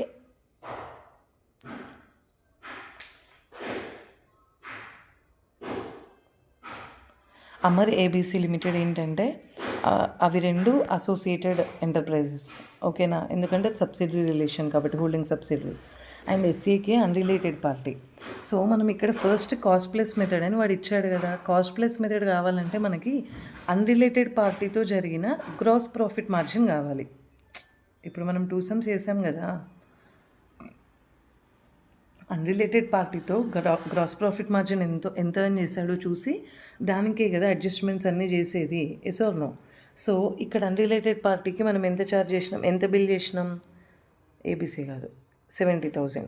అన్రిలేటెడ్ పార్టీకి ఎంత బిల్ చేసాం, 70,000. బట్ అన్రిలేటెడ్ పార్టీకి ఎంత కాస్ట్ ఇంకర్ అయింది చూడండి. ఇక్కడ ఎస్ఏకేకి direct cost 100 rupees, indirect cost 200 rupees per hour. So ఎన్ని అవర్స్ మొత్తం, 8 hours. టోటల్ ఎన్ని డేస్, 15 days. per hour ఎంత, డైరెక్ట్ కాస్ట్ 100 rupees. అంటే ఇక్కడ ఏంటి, మీరు మీ క్వశ్చన్ బ్యాంక్లో చూసుకోండి, 100 × 8 × 15. ఓకే, 100 × 8 × 15. నెక్స్ట్ ఇక్కడ ఉంది చూడండి. ఓకే, అండ్ ఇండైరెక్ట్ కాస్ట్ ఎంత, 200 × 8 × 15. So total direct cost indirect cost ఎంత వచ్చింది, 36,000 వచ్చింది. ఓకే, 36,000 అయింది. అండ్ ఇంకా అన్రిలేటెడ్ పార్టీకి ఇంకొకటి కూడా ఏమి ఇచ్చాము, కాస్ట్ ఆఫ్ వారంటీ ఇచ్చాము. ఎంత, 1% ఇచ్చాము. నేను జస్ట్ ఆడ గ్రాస్ ప్రాఫిట్ మార్జిన్ ఎంత క్యాలిక్యులేట్ చేయాలి అని ఐడెంటిఫై చేస్తున్నా అన్రిలేటెడ్ పార్టీకి. Okay, the cost of warranty ఇక్కడ డైరెక్ట్లో ఇండైరెక్ట్లో ఇంక్లూడ్ అవ్వలేదు. ఓకేనా. సో ఎంత 1% ఆఫ్ ద డైరెక్ట్ కాస్ట్ అంట. ఇక్కడ చూడండి, క్వశ్చన్ కాదు, ఇక్కడ నా హ్యాండ్ రిటెన్ నోట్స్ చూడండి. 12,000 ఇంటూ 1%. ఓకే, 12,000 ఇంటూ 1% అంటే 120. సో టోటల్ కాస్ట్ ఎంత ఇప్పుడు? 12 + 24 + 120, 36,120. ఓకేనా. అన్రిలేటెడ్ పార్టీకి టోటల్ కాస్ట్ ఇంత అయింది, కానీ అది ఎంత ప్రైస్ ఛార్జ్ చేసింది? 70,000 ఛార్జ్ చేసింది. సో వాడికి ప్రాఫిట్ ఎంత వచ్చిందనమాట ఇక్కడ? 70,000 మైనస్ 36,120 అంటే ఎంత ప్రాఫిట్ వచ్చింది? 33,380. ఓకే, 33,380. సో ఇప్పుడు నేను గ్రాస్ ప్రాఫిట్ మార్జిన్ ఎంతనో అన్రిలేటెడ్ పార్టీది క్యాలిక్యులేట్ చేయొచ్చుగా. Profit upon cost into 100. Profit ఎంత? 33,380. టోటల్ కాస్ట్ ఎంత? 36,120 ఇంటూ 100. సో 93.80% అనమాట. ఓకేనా. మీరు ఒకవేళ gross profit margin and cost కాకుండా gross profit and sales calculate చేయాలంటే ఏం చేయాలి అప్పుడు? Total 33,380 upon 70K into 100. Okay, కానీ ఇట్లా కాస్ట్ మీద క్యాలిక్యులేట్ చేసుకుంటే ఈజీ. ఏంటంటే మనకి క్వశ్చన్లో కాస్ట్ మీదే కదా అప్లై చేయాల్సింది, అందుకని. ఓకేనా. సో అర్థమవుతుందా ఏమైనా? కాస్ట్ మీద అప్లై చేయడం అంటే ఏంటి? ఇక్కడ మనం సర్వీస్, ఇక్కడ ముందు క్వశ్చన్లో చూడండి, వాడు ఇచ్చేది ఇది కాస్టే కదా, వాడి ఇంకర్ అయిన కాస్టే కదా 20 lakhs. సో ఇఫ్ ఇది ఈ మార్జిన్ అనేది సేల్స్ మీద కాకుండా కాస్ట్ మీద ఉంటే డైరెక్ట్గా ఏం చేస్తాం? ఇక్కడ ఉన్న 20 lakhsకి ఈ 48 ఇది సపోజ్ కాస్ట్ మీద ఉందనుకో, 20 × 48.8 అని అట్లా వేసేయచ్చు కదా డైరెక్ట్గా, ఇట్లా ఈ క్రాస్ మల్టిప్లికేషన్లు అవి లేకుండా, అందుకనమాట. ఓకేనా. సో ఇప్పుడు నా అన్రిలేటెడ్ పార్టీ డైరెక్ట్ కాస్ట్ ఇంత, ఇండైరెక్ట్ కాస్ట్ ఇంత, వారంటీ ఇంత, సో టోటల్ కాస్ట్ ఇంత, కానీ నేను వాడికి బిల్ చేసింది 70K. సో మార్జిన్ ఎంత వచ్చింది నాకు? 33,380. So from this I can calculate gross profit on cost, right? How I will calculate profit upon cost into 100. So I will get 93.80%. Okay, that is the profit and by un unrelated party. Okay, so ఇప్పుడు related party ఎంత charge చేసిందో చూద్దాం. Related party ఎంత charge చేసిందో చూద్దాం. Okay, ఇక్కడ చూడండి 5th point. Amar limited ఎంత ఛార్జ్ చేసింది? 9 hours per day for 15 days. Same ఇక్కడ 100, 200. So direct cost 100 × 9 × 15, indirect cost 200 × 9 × 15. So total cost ఎంత? 40,500. ఓకే, టోటల్ కాస్ట్ ఎంత? 40,500. సో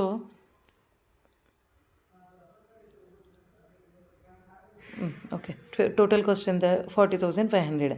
అండ్ ఇంక ఇక్కడ చూడండి, ABC has provided A loan of ఎంత? $1 lakh ప్రొవైడ్ చేసిందంట. రేట్ ఆఫ్ ఇంట్రెస్ట్ ఎంత? 3%. రేట్ ఆఫ్ ఇంట్రెస్ట్ ఎంత? 3%. So 1 lakh × 3% upon 12. Okay, 1 lakh × 3% upon 12 చేస్తే ఎంత వస్తుంది? 250. అది కూడా కాస్టే కదా, సో అది కూడా ఇంకా యాడ్ చేస్తే 40,750. ఓకే, ఇది టోటల్ కాస్ట్. వాడు డైరెక్ట్ కాస్ట్ ఇవ్వలేదు, సో మనం టోటల్ కాస్ట్, ఇది వాడు బిల్ చేసిన అమౌంట్. ఓకేనా. So total cost 40,750. ఈ టోటల్ కాస్ట్కి ఏం చేస్తాం మనం? కాస్ట్ ప్లస్ మెథడ్లో ఈ ప్రాఫిట్ అనేది యాడ్ చేస్తాం కదా, cost plus gross profit to cost ఇక్కడ డైరెక్ట్గా. సో ఈ 40,750 ఇంటూ 93.80 చేస్తే 38,224. సో 78,974 వచ్చింది. ఓకేనా, ఇది టోటల్ కాస్ట్. కానీ నేను వాడికి ఎంత బిల్ చేసిన? 85,000 బిల్ చేసిన. ఓకే, నాకు కాస్ట్ ఎంత అయింది? 78,000 అయింది. నేను వాడికి 85,000 బిల్ చేసిన. అంటే వాడు నాకు ఎక్కువ అమౌంట్ పే చేశాడు. ఎక్కువ అమౌంట్ పే చేయడం అంటే ఏంటి? ఫారిన్ కరెన్సీ ఇండియాకి ఫ్లో ఎక్కువ వచ్చింది కదా. ఓకే, నాకు ఎక్కువ అమౌంట్ పే చేశాడు. సో నేను అట్లానే వాడికి తగ్గించాలా? అవ్వద్దు. ఇప్పుడు నాకు వాడు ఎక్కువ అమౌంట్ పే చేశాడంటే నా ప్రాఫిట్ ఇంక్రీజ్ అయింది కదా. సో ట్రాన్స్ఫర్ ప్రైజింగ్ ప్రొవిజన్స్ ఎప్పుడు అప్లికబుల్ అవుతాయి? ప్రాఫిట్ ఇంక్రీజ్ అయ్యేలా ఉంటేనే. ఇప్పుడు నాకు వాడు నేను తక్కువ ఛార్జ్ చేయాలని వాడికి మళ్ళీ నేనేం మైనస్ చేయొద్దు, ఎందుకంటే అట్లా నేను వాడికి లెస్ చేశాను అనుకో, ప్రాఫిట్ అనేది రెడ్యూస్ అవుద్ది కదా, అందుకనమాట. ఒకసారి నేను చెప్తా చూడండి. యాక్చువల్గా ఈ క్వశ్చన్ ఏంటంటే కాస్ట్ ప్లస్ మెథడ్లో డైరెక్ట్ గ్రాస్ ప్రాఫిట్ అనేది ఇవ్వలేదన్నమాట అన్రిలేటెడ్ పార్టీ. సో ఇక్కడ ఉన్న అడ్జస్ట్మెంట్స్ చూసుకొని ఇక్కడ ఉన్న డేటా యూస్ చేసి మనము గ్రాస్ ప్రాఫిట్ మార్జిన్ క్యాలిక్యులేట్ చేయాలి అన్రిలేటెడ్ పార్టీది. ఓకేనా. ఇక్కడ ఏంటి? ఏబీసీ ఇది జెన్యున్ ప్రైస్ కాదు కదా. సో మనం ఎస్ఏకేకి ఏంటి ఇక్కడ 70,000 బిల్ చేశాడు, కానీ వాడికి ఇంకరైన కాస్ట్ ఏంటి? 12,000 ప్లస్ 24,000 ఇక్కడ చూడండి 12,000 ప్లస్ 24,000 ప్లస్ వారంటీ, ఇది వాడి టోటల్ కాస్ట్ అన్రిలేటెడ్ పార్టీది. కానీ వాడు బిల్ చేసింది ఎంత 70K. సో ఈ రెండింటిని మైనస్ చేస్తే నాకు వస్తుంది మార్జిన్ వస్తుంది కదా. So gross profit to cost నేను క్యాలిక్యులేట్ చేసుకుంటే 93.80 వచ్చింది. సో నాకు ఇక్కడ నుంచి అన్రిలేటెడ్ పార్టీ గ్రాస్ ప్రాఫిట్ ఎంతో తెలిసింది కదా. సో ఇప్పుడు నాకు ఇంకా అన్రిలేటెడ్ పార్టీ గురించి అనవసరం. ఇప్పుడు మళ్ళీ ఇప్పుడు మనకి కాస్ట్ ప్లస్ మెథడ్లో అసోసియేటెడ్ ఎంటర్ప్రైజ్ ఎంత కాస్ట్ ఛార్జ్ చేసిందో తెలియాలిగా. అది తెలియడం కోసమే ఈ డైరెక్ట్ కాస్ట్ ఇండైరెక్ట్ కాస్ట్ ఎంత అనేది క్యాలిక్యులేట్ చేసినాం. 40,754. ఈ టోటల్ కాస్ట్కి ఈ గ్రాస్ ప్రాఫిట్ మార్జిన్ ఎంత 93.80 ఉంది కదా. 40,750 ఇంటూ 93.80 చేస్తే నాకు 78,974 వచ్చింది. ఓకేనా. సో ఇక్కడ దాకా చేసి ఆర్మ్స్ లెంత్ ప్రైస్ అని ఆపకూడదు. ఇది ఆర్మ్స్ లెంత్ ప్రైస్ కరెక్టే, కానీ ఇక్కడ క్వశ్చన్లో ఏమన్నాడు, and the amount to be added if any, ఇంకేమన్నా అమౌంట్ ఇంక్రీజ్ చేయాలా ఏమన్నా అమౌంట్ ఇంక్రీజ్ చేయాలంటే ఎంత చేయాలి అని చెప్తున్నాడు. సో ఆ కంక్లూజన్ అనేది ఇంపార్టెంట్ అనమాట. మనం యాక్చువల్గా వాడికి ఎక్కువే బిల్ చేసినాము. వాడు మనకి ఇవ్వాల్సింది 78,000 అయితే నేను 85,000 బిల్ చేసిన. అంటే నేను ఎక్కువే వాడి దగ్గర నుంచి ఛార్జ్ చేసిన. అంటే నా ప్రాఫిట్ ఆల్రెడీ ఇంక్రీజ్ అయ్యే ఉంది కదా. సో నేను మళ్ళీ వాడికి తగ్గించాను అనుకో, నువ్వు నాకు ఇంత ఇవ్వద్దు 78 ఇవ్వని తగ్గించాను అనుకో, నా ప్రాఫిట్ రెడ్యూస్ అయింది కదా. సో అలాంటి కేసెస్లో ట్రాన్స్ఫర్ ప్రైసింగ్ ప్రొవిజన్స్ అప్లికబుల్ అవ్వవు. ఓకేనా. యా. సో నెక్స్ట్ చూడండి ఇక్కడ, no adjustment to be made to the income of Amar private limited. Okay.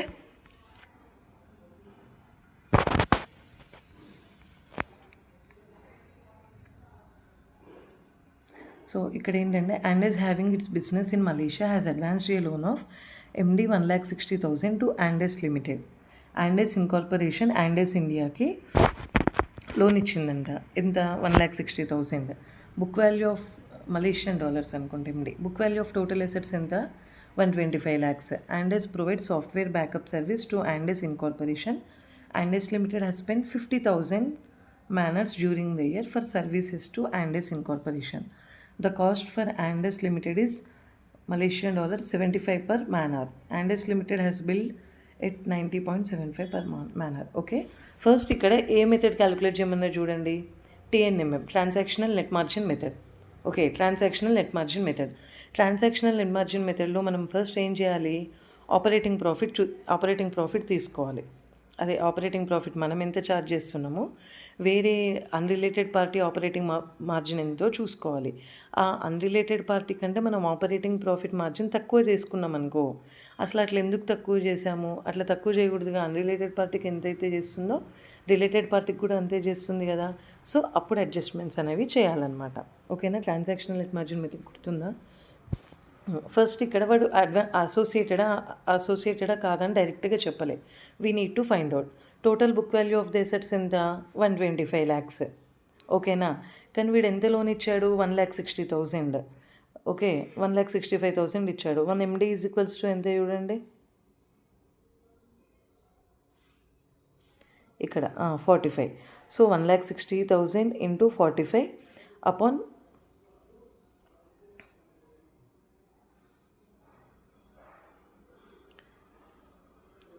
upon 120 lakhs. So it constitutes more than 51% of the book value. So if one enterprise is giving loan more than 51% or more to the associated enterprise, 51% or more of book value of the assets to the associated enterprise, they both are if one enterprise is giving loan which constitutes 51% or more of book value of the other assets of the enterprise, then they both are associated enterprises. అంతేనే కదా. Book value 51% కంటే ఎక్కువ loan మనమే ఇచ్చినాం అనుకో, వాడి book వాల్యూలో 100 ఉంటే 51 కంటే ఎక్కువ మనమే ఇస్తే రెండు అసోసియేటెడే కదా. ఓకేనా. సో ఈ రెండు అసోసియేటెడ్ ఎంటర్ప్రైజెస్ అనమాట. ఎందుకంటే ఇక్కడ ఇది చూసుకోండి. Okay. So determination of operating profit margin. So నేను ఇక్కడ చెప్పాను, నిన్న కాన్సెప్ట్ డిస్కస్ చేసినప్పుడు డైరెక్ట్గా ఆపరేటింగ్ ప్రాఫిట్ మార్జిన్ వాడి తెమ్మటే తీసుకొని వేయకూడదు. మనం ఎంత క్యాలిక్యులేట్ చేస్తున్నామో అది కూడా కన్సిడర్ చేయాలి. ఓకేనా. సో ఇక్కడ చూడండి, నేను డైరెక్ట్గా వేసేసా. గామా లిమిటెడ్ అనేది ఇంకొకటి సిమిలర్ బిజినెస్ మోడల్ అనమాట. గామా అప్పుడు అది ఆపరేటింగ్ ప్రాఫిట్ దానికి ఎంత వస్తుందో క్యాలిక్యులేట్ చేయాలి. సిమిలర్ బిజినెస్ మోడల్కి వేరే సిమిలర్ బిజినెస్ మోడల్కి ఆపరేటింగ్ ప్రాఫిట్ మార్జిన్ ఎంతో క్యాలిక్యులేట్ చేయండి. ఎంత డైరెక్ట్ ఇండైరెక్ట్ కాస్ట్ ఎంత 600 + 200 800. ఆపరేటింగ్ ప్రాఫిట్ ఎంత 200. So operating margin to cost ఎంత 200/800 ఇంటూ 100 కదా. ఇదిగో ఇక్కడ ఆపరేటింగ్ ప్రాఫిట్ టు కాస్ట్ అంటే ఎంత, టోటల్ ప్రాఫిట్ ఇక్కడ 200 వచ్చింది, టోటల్ కాస్ట్ 800. సో సిమిలర్ ఇండస్ట్రీకి ఆపరేటింగ్ ప్రాఫిట్ 25% అంట. అదే నా అసోసియేట్ ఎంటర్ప్రైజ్కి నేను ఎంత ఛార్జ్ చేస్తున్నా అంటే చూడండి, ఇక్కడ యాక్చువల్గా ఇక్కడ నాకు కాస్ట్ 75 అవుతుంది యాండెస్ లిమిటెడ్కి, కానీ నేను నా అసోసియేటెడ్కి ఎంత ఛార్జ్ చేస్తున్నా 90.75. ఓకేనా, 90.75 ఛార్జ్ చేస్తున్నా. అంటే ఒక్కొక్క మ్యాన్ అవర్కి ఎంత 45 రూపీస్. 90.75 ఇంటూ 45, ఇది టోటల్గా నేను ఇంత బిల్ చేశా, కానీ నాకు ఇంకా అయిన కాస్ట్ ఇంతే. సో ప్రాఫిట్ వస్తుందిగా. Again profit to cost calculate చేయండి. ఎంత వచ్చింది అప్పుడు 21%. సిమిలర్ ఇండస్ట్రీ 25 చేస్తుంటే నేను 21% చేసిన, అంటే ఇది ప్రాపర్గా లేదు. So we need to take adjustments, we need to do adjustments అనమాట. ఓకే, ఫస్ట్ యాండెస్ లిమిటెడ్ ఎంత ఛార్జ్ చేసింది అనుకున్నాము, దానికి కాస్ట్ ఎంత ఇంకర్ అయింది, బిల్ చేసింది కాదు, కాస్ట్ 75 × 45. ఓకే, సో దానికి ఈ సిమిలర్ ఇండస్ట్రీలో ఆపరేటింగ్ మార్జిన్ ఎంత 25%. అది యాడ్ బ్యాక్ చేయాలి. చేస్తే అప్పుడు ఆర్మ్స్ లెంత్ ప్రైస్ వస్తుంది అనమాట. ఎంత ఆర్మ్స్ లెంత్ ప్రైస్ 4218. కానీ నేను వాడికి బిల్ చేసింది ఎంత 4083. So that amount has to be increased అనమాట. సో ఈ అడ్జస్ట్మెంట్ అనేది చేయాలి. 67,50,000 హ్యాస్ టు బీ ఇంక్రీస్డ్. ఓకేనా, ఏమర్థమైంది? ట్రాన్సాక్షనల్ నెట్ మార్జిన్ మెథడ్లో first operating profit to cost కనుక్కోవాలి, మనది కనుక్కోవాలి, సిమిలర్ ఇండస్ట్రీలో ఎంతో కనుక్కోవాలి. కొన్ని కేసెస్లో ఏంటంటే సిమిలర్ ఇండస్ట్రీలో ఎంతో డైరెక్ట్గా వాడు ఇచ్చేస్తాడు, ఈ క్వశ్చన్లు ఇవ్వలేదు కానీ.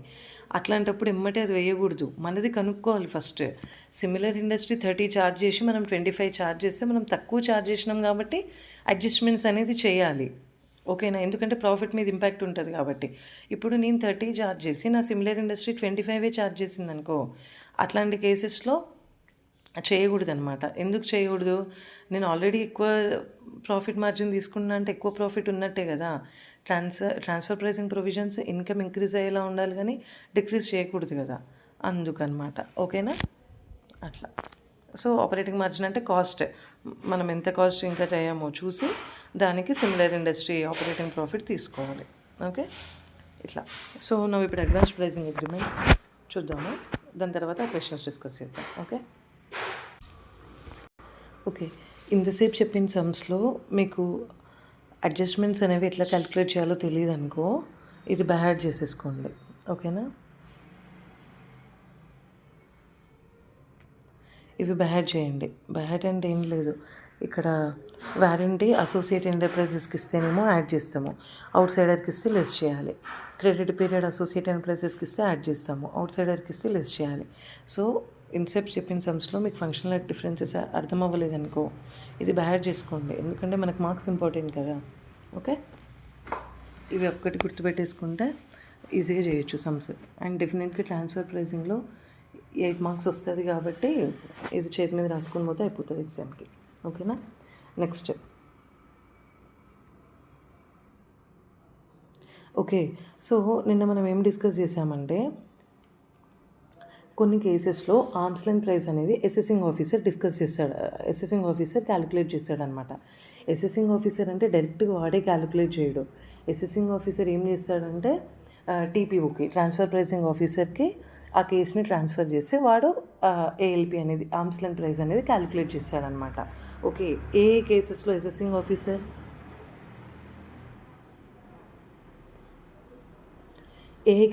అసెసింగ్ ఆఫీసర్ డిటర్మైన్ చేస్తాడంటే ఆర్మ్స్ లెంత్ ప్రైస్ని, if assessee fails to compute arm's length price most appropriate మెథడ్లో క్యాలిక్యులేట్ చేయలేదనుకో, అంటే ఇప్పుడు నాకు కప్ మెథడ్ అప్లికబుల్ అవుతుంది, కానీ నేను రీసేల్ ప్రైస్ మెథడ్ యూస్ చేసే, అట్లా రాంగ్ మెథడ్ యూస్ చేసి క్యాలిక్యులేట్ చేస్తే, లేకపోతే నేను అడిగిన ఇన్ఫర్మేషన్ అంతా టక్కిన అంటే ఆన్ టైం సబ్మిట్ చేయలేదనుకో, లేకపోతే 92Dలో కొన్ని డాక్యుమెంట్స్ ఉంటాయి, అవి నేను స్పెసిఫై చేయకున్నా, లేకపోతే data used in computation is not reliable, ఒకవేళ అందులో యూజ్ చేసిన డేటా కరెక్ట్ కాకుండా నాట్ రిలయబుల్ అయినా కూడా assessing officer has the power to calculate my ALP. వాడు డైరెక్ట్ క్యాలిక్యులేట్ చేయడు, వాడు టీపీఓకి రిఫర్ చేస్తాడు. He'll do the calculation of arm's length price అనమాట. ఓకేనా. సో అసెసింగ్ ఆఫీసర్ ఎప్పుడైతే ఏఎల్పి డిసైడ్ ఆర్మ్స్ లెంత్ ప్రైస్ని క్యాలిక్యులేట్ చేస్తాడో అప్పుడు డ్రాబ్యాక్ ఏంటంటే deductions, section 10A deductions, section 10A exemption, chapter 6A deductions రావన్నమాట. ఓకేనా. సో యాక్చువల్గా ఇప్పుడు నేనే క్యాలిక్యులేట్ చేసుకుంటే నాకు సెస్లో ఉన్న బెనిఫిట్స్, అదే ఫస్ట్ 5 ఇయర్స్ కింద, నెక్స్ట్ 5 ఇయర్స్కి 100%, తర్వాత 5 ఇయర్స్కి 50% అట్లుంది కదా. సో నేను తప్పు క్యాలిక్యులేట్ చేసిన అనమాట. యాక్చువల్గా రిటర్న్ ఆఫ్ ఇన్కమ్లో ఏంటంటే 100 crores చేసి, సో మొత్తం 10A డిడక్షన్స్ 100% చేసుకుంటే 100 crores నాకు టోటల్ ఇన్కమ్ నిల్ అయింది. అయితే నేను తప్పు క్యాలిక్యులేట్ చేశాను. అసెసింగ్ ఆఫీసర్ రీఅసెస్ చేశాడు ఇన్కమ్. అప్పుడు ఎంత వచ్చింది? 160 వచ్చింది. టోటల్ గ్రాస్ టోటల్ ఇన్కమ్ ఎంత వచ్చింది? 160 వచ్చింది. సో ఇప్పుడు నాకు 60 crores ఇంక్రీజ్ అయింది కదా ఇక్కడ ఇన్కమ్. ఆ ఇంక్రీజ్ అయిన ఇన్కమ్ మీద ఈవెన్ నాకు అసలు యాక్చువల్గా నేను ప్రాపర్గా క్యాలిక్యులేట్ చేసుకుంటే నాకు సెస్ ఎగ్జామ్షన్ వచ్చేది, 10A అయ్యేది. వీడు క్యాలిక్యులేట్ చేసి ఇంక్రీజ్ అవ్వడం వల్ల నాకు ఇంక ఎక్స్ట్రా ఈ 60 crores ఎగ్జామ్షన్ అనేది రాదనమాట. 10A ఎగ్జామ్షన్ రాదు. ఓకేనా, అది కేస్. అండ్ నెక్స్ట్, ఇప్పుడు నా అసోసియేటెడ్ ఎంటర్ప్రైజెస్తో నాకు ట్రాన్సాక్షన్ జరిగినప్పుడే కదా ఇట్లా జెన్యూనిటీ ఉండకుండా ఉండేది. సో నేను వాడి దగ్గర నుంచి ఏం చేశానంటే associated income of other associated enterprise will not change. Assessing officer ఏం చేశాడంటే మొత్తం క్యాలిక్యులేట్ చేసి నా ప్రాఫిట్ ఒక 20 lakhs ఇంక్రీజ్ అయిందని చెప్పాడనమాట. సో ఆ 20 lakhs ఇంక్రీజ్ అయిన ఇన్కమ్ మీద నేను ట్యాక్స్ పే చేయడం అది ఇది చేస్తా. సో నాకు 20 lakhs profit in sale value నా 20 lakhs ఎక్కువ చూపించాలని వెంటనే నా అసోసియేటెడ్ ఎంటర్ప్రైజెస్తో జరిగిన పర్చేస్ వాల్యూ కూడా చూపించాలంటే అది మనకు అనవసరం. మన వైపు అయితే మనకి ఇన్కమ్ ఇంక్రీజ్ అయితే నా అసోసియేట్ ఎంటర్ప్రైజ్కి డిక్రీజ్ చేయాలి కదా, అది మనకు అనవసరం అనమాట. మనకేం జరుగుతుందో మనం చూసుకోవాలి. వాడి ఇన్కమ్ మళ్ళీ అట్లనే ఉంటుంది, అది మనకు అనవసరం. ఓకేనా. ఇక చూడండి, టాటా ఇండియా లిమిటెడ్ పేటెంట్ ఇచ్చింది, royalty payment 300 crores. Okay, 300 crores payment చేసింది. ఓకే, ఏం చేశాడు, అది రాయల్టీ పేమెంట్ 300 రాజు 250 crores అనే చెప్పాడనమాట. సో ఈ టాటా ఇండియాది ఏమైంది, ఇన్కమ్ అనేది 50 crores అనేది ఇంక్రీజ్ అయింది. ఓకే, 50 crores ఇంక్రీజ్ అయింది. ఎట్ ద సేమ్ టైం వీడి ఇన్కమ్ ఇంక్రీజ్ అయిందంటే వీడి డిక్రీజ్ అవ్వాలి కదా, అది మనకు అనవసరం. అది అక్కడ ఇంకా మనకు అనవసరం. మన ఇండియాది అయితే ఇంక్రీజ్ అయింది, ఇంకా అట్లా అనమాట. ఓకేనా. నెక్స్ట్, ఓకే, ఇక్కడ ఒక అమెండ్మెంట్ ఉంది, నేను అది ఇక్కడ చెప్తాను. మీది న్యూ బుక్ అయితే ఇది ఒక్కటే ట్రాన్స్ఫర్ ప్రైసింగ్లో వచ్చిన అమెండ్మెంట్. నేను ఇందాక ఏం చెప్పా, assessing officer 4 cases transfer pricing ఆఫీసర్కి కేసు రిఫర్ చేస్తాడని చెప్పా కదా. సో అట్లా ఎప్పుడైతే కేసు రిఫర్ చేస్తాడో అసెసింగ్ ఆఫీసర్, అప్పుడు ఏం జరుగుతుందంటే ఫస్ట్ ఇవి డిస్కస్ చేద్దాం. Option to make reference to transfer pricing officer is given to AO but not to SSC. ఎస్ఎస్సికి ఆప్షన్ లేదు. ఓకేనా, మీరు క్యాలిక్యులేట్ చేయండి ఈ ఆర్మ్స్ లెంత్ ప్రైస్ కరెక్టా కాదా అని చెప్పేది ఎస్ఎస్సికి లేదు. Only assessing officer can take help from transfer pricing officer అనమాట. సో టీపీఓ ఎప్పుడైతే transfer pricing officer arms length calculate చేసే ముందు CIT, commissioner of income tax permission తీసుకోవాలి ముందుగానే. ఓకేనా. Next, transfer pricing officer can also determine. So ఇప్పుడు నేను ఈ కేసు గురించి అసెసింగ్ ఆఫీసర్ అక్కడికి తీసుకెళ్ళాడు ఆర్మ్స్ లెంత్ ప్రైస్. వాడికి డౌట్ వచ్చిందనుకో, ఇంకా అట్లాంటి ట్రాన్సాక్షన్ మన దగ్గర ఏమైనా ఉన్నాయనుకో, వేరే వాటికి కూడా వాడు ఆర్మ్స్ లెంత్ ప్రైస్ని రీక్యాలిక్యులేట్ చేయొచ్చు అనమాట. ఓకేనా. సో ఈ టీపీఓ ఇస్తాడు కదా, అది ఎవరెవరికి బైండింగ్ అంటే అసెసింగ్ ఆఫీసర్కి బైండింగ్ అనమాట. Assessing officer up to the level of CIT or PCIT, commissioner of income tax or principal commissioner of income tax వరకు అది బైండింగ్. ఓకేనా. ఓకే, సో నేను నెక్స్ట్ పార్ట్లో డిస్కస్ చేస్తాను, చాలా డిస్టర్బెన్స్ వస్తుంది.